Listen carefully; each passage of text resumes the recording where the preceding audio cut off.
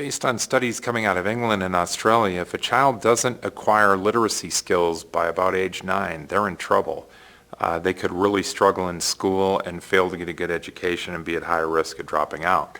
And of course, according to Malcolm Gladwell in his book Outliers, he claims that there's some evidence to suggest that privileged students don't regress over the summer months because they go home to families who are privileged, have money to get kids involved in activities, spend time with the kids.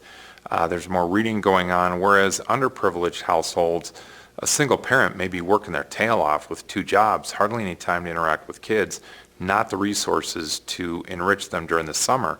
And so it tends to be in the summer months that those underprivileged kids regress. They do not too badly during the school year, but they regress then. Let's suppose we had a situation where a group of experts developed a learning gadget that kids could play with if they're in underprivileged households from the time that they're young. It would be an ugly thing that wouldn't have internet access, so nobody would steal it, nobody wants it, but the kid interacts with it. And we're hoping that over the course of time they build their literacy skills, their reading skills go up. Heck, might as well even teach them a second language because it's easier to acquire that at age 3, 4, 5, 6 than it is in middle school. But here's the hypothesis. We want to see if their mean reading level for 3rd graders when they come back from summer vacation is now above grade level, even greater than 3.5.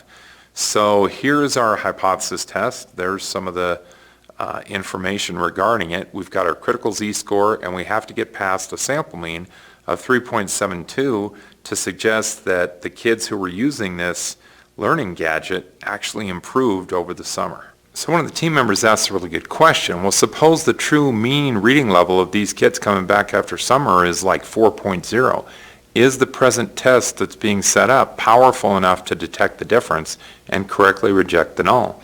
So now we need to go to that green distribution that we assume is true, and that's that the alternative is true and the mean is really 4.0.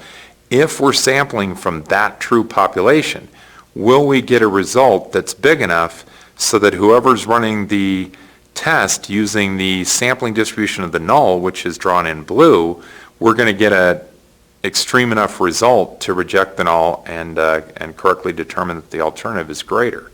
By the way, if we want to know where we got that critical sample mean of 3.72, we could do it up here. There's other ways to do it, but you could use the z formula and then just solve for x bar. And that standard deviation of 0.8 divided by radical 36 is 0.133.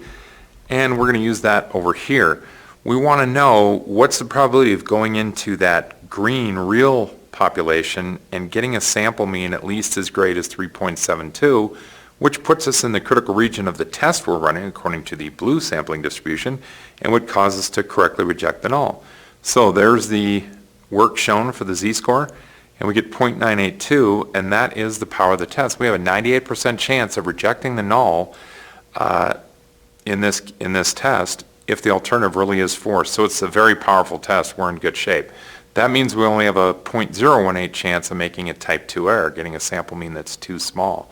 We then had a discussion that we could make the test more powerful by quadrupling the sample size, which cuts the standard deviation in half, and we could get the power up to like 0.99 something.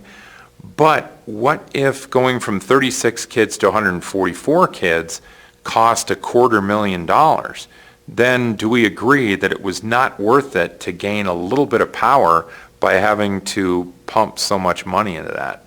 So at any rate, all of this is done before we ever take a sample and actually run the test, because we need to know up front, is this test powerful enough to show us what we need to know?